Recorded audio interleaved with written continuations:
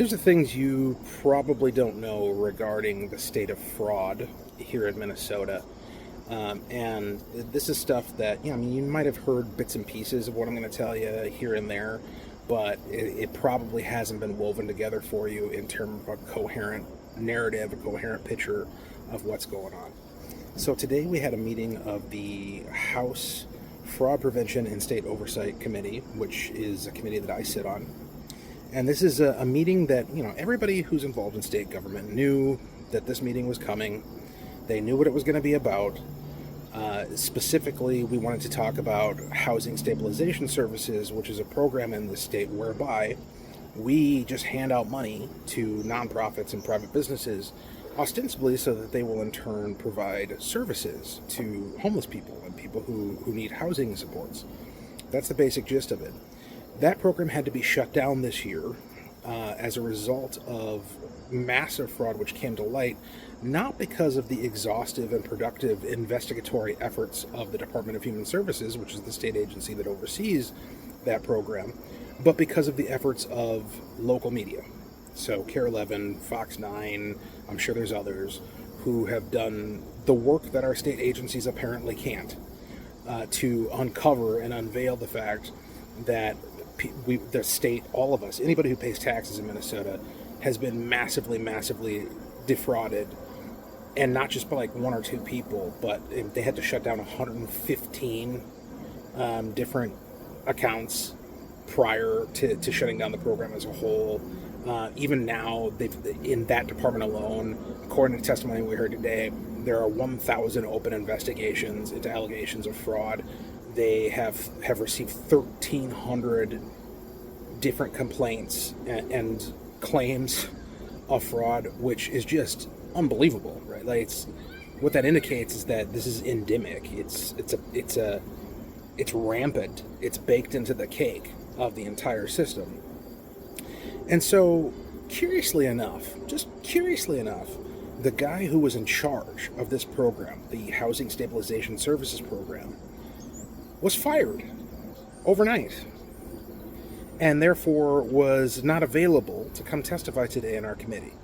Now, interim DHS Commissioner Shireen Gandhi explained to us very clinically today in committee that the guy wasn't actually fired. What happened is that his appointment expired. He was released from his appointment by the governor. Okay.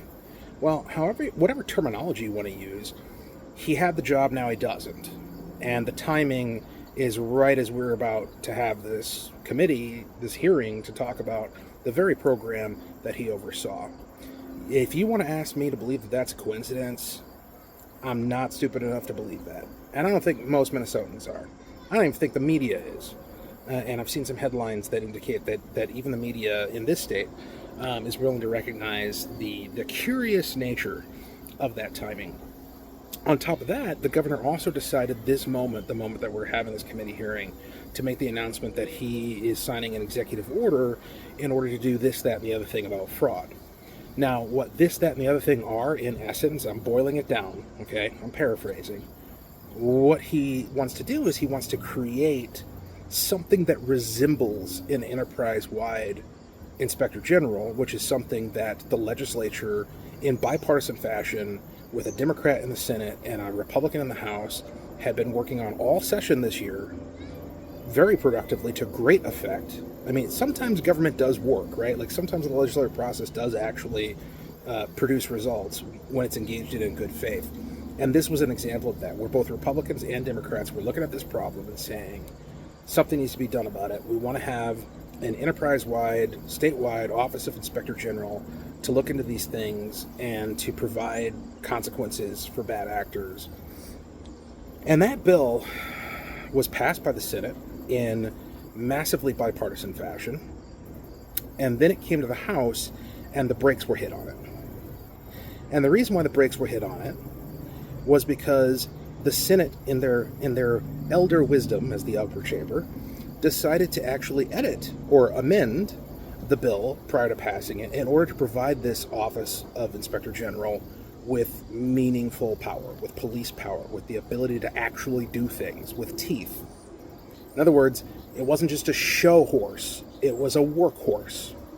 And as soon as it became a workhorse, Governor Tim Walz and the late Speaker Emerita, Melissa Hortman, brought the word down from on high that this thing ain't going to pass the House.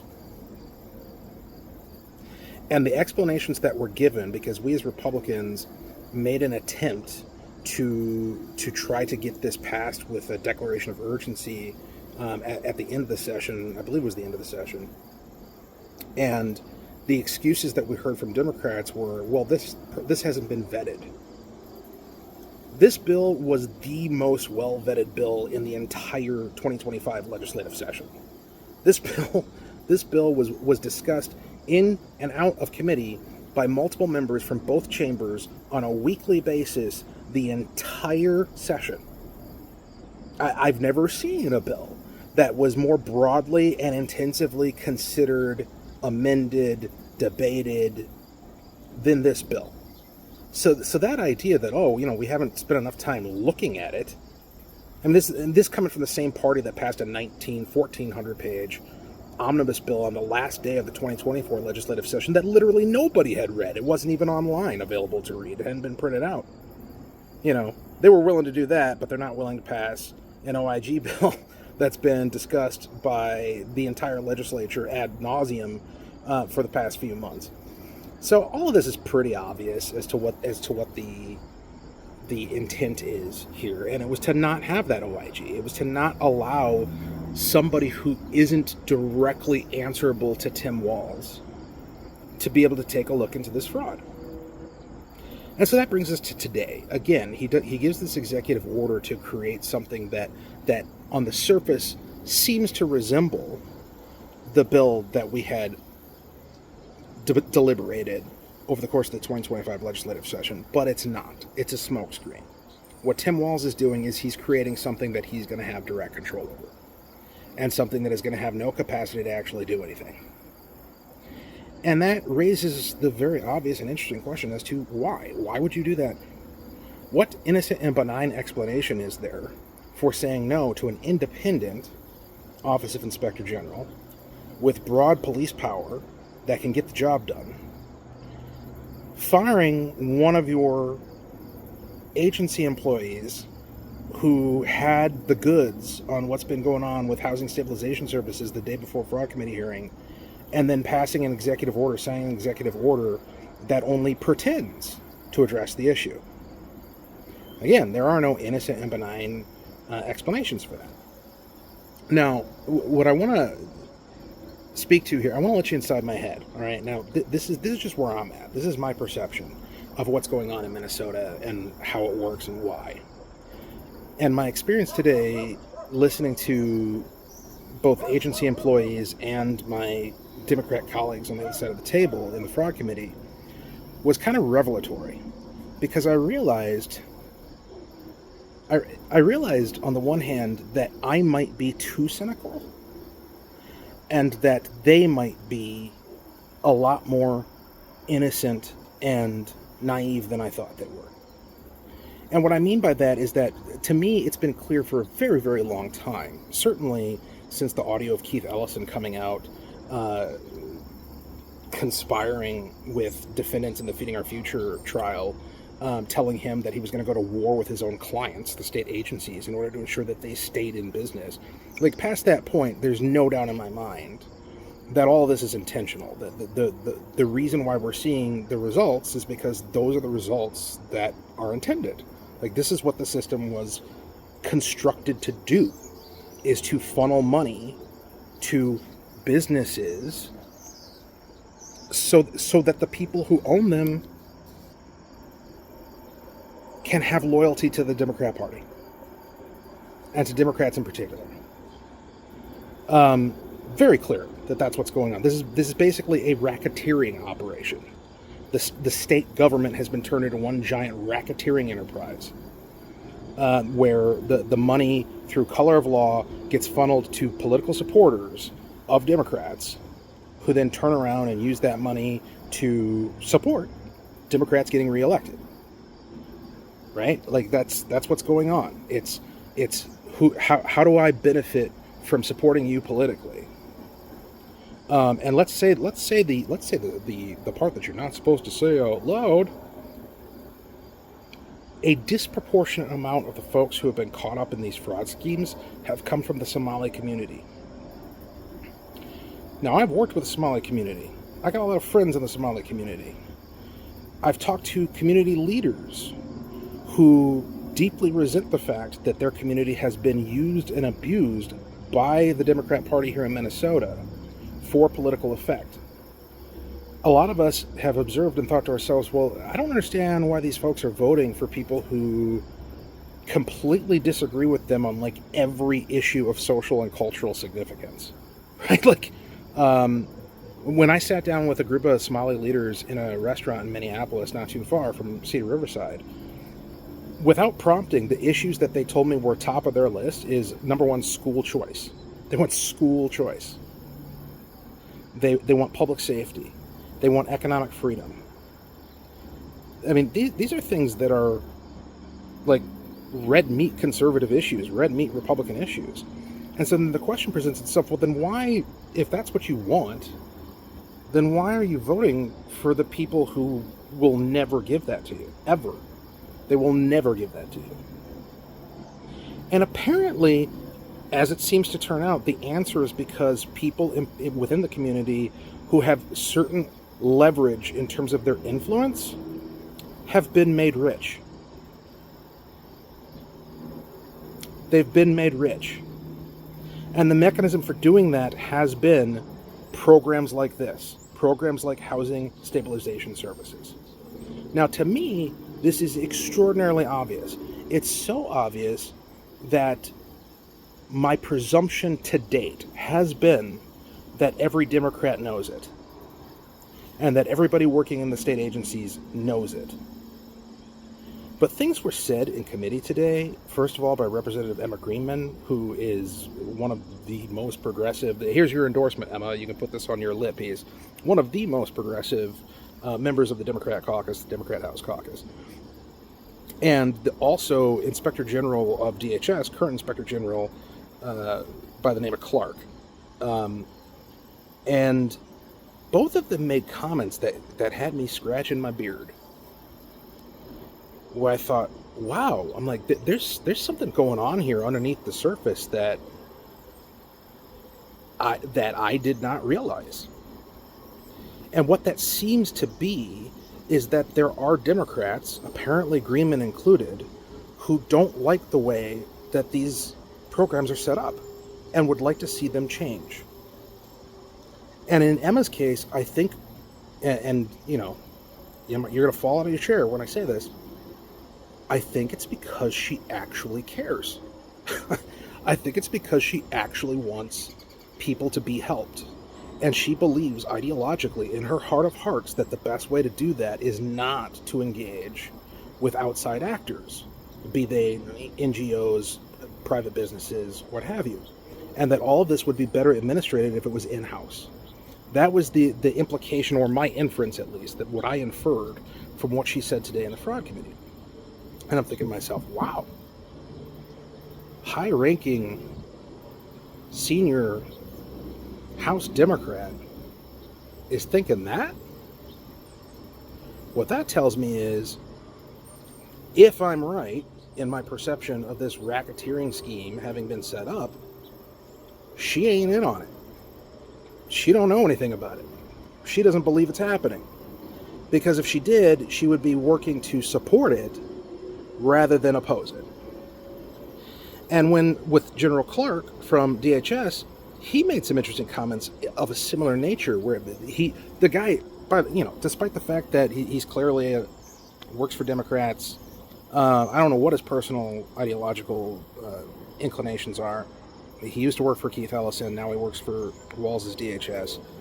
But his comments that he made both today and in a previous fraud committee hearing, my impression is that this is a guy who is on mission, right? Like he understands the assignment and he wants to do it well, like genuinely, within the bounds of what he's allowed and able to do and what he's been equipped and resourced to do. And so he made a comment today, something along the lines of, we need to do this better. This doesn't seem to be working operationally. Like I'm going to slaughter it, the specifics. I can't remember verbatim, but basically the essence of what he was saying is that this methodology of using third parties, nonprofits, private businesses, what have you, to quote unquote provide services on the trust system. Like, I think that's something he actually said, is that we like we've been doing this on the honor system, that it doesn't work. And that is not obviously coming from him. That's not an ideological judgment or a political statement. He's an operations guy, and he's looking at this from an operational perspective. Operationally, logically, rationally, this doesn't work. And I thought to myself, wow, okay. So there's people in the agencies, people high up, the Inspector General in DHS gets it, understands that this program does not work. Which raises the question, why is this how it works? If it doesn't work, why is this how it works? And it's been working this way for years. There have been ample bites at the apple for the legislature and the governor in particular to do something to change how this system works to affect people actually getting the services that they're supposed to get. So why hasn't it happened?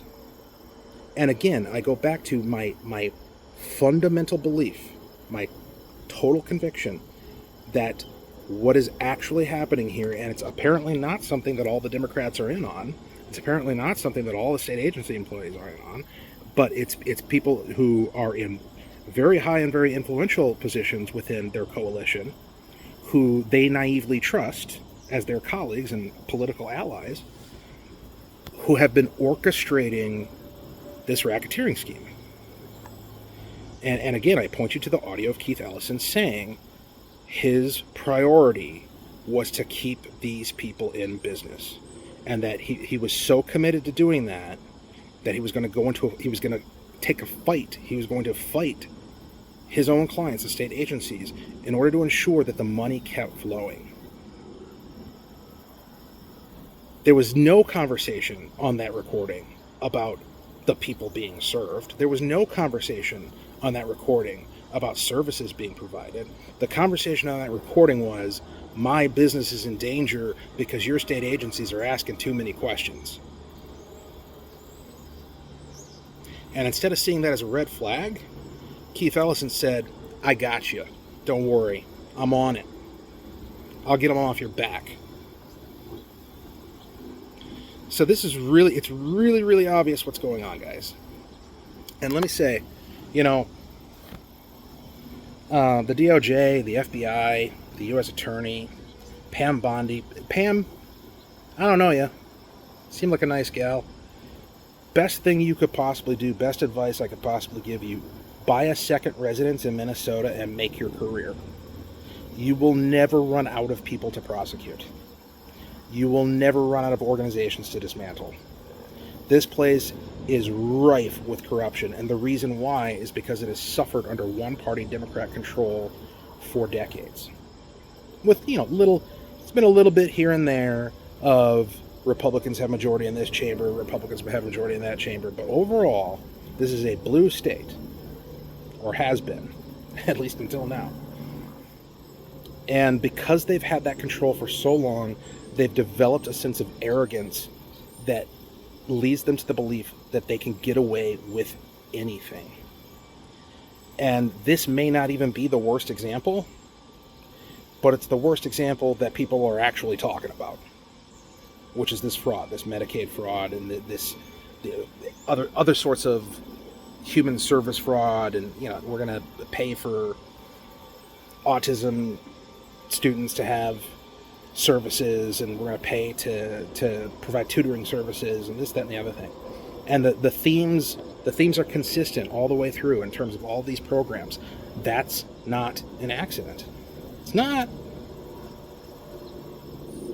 And these are the types of things that I can't say on the House floor, and I can't say in a committee hearing, because I'll be called out of order for impugning motive. But I can say I'm here as much as I want. And if I'm wrong, I'll apologize. Keith Ellison, if you are exonerated, if you were investigated and exonerated and you did nothing wrong, you have my apology. Hell, maybe I'll even donate to a charity of your choice. But I'm not wrong.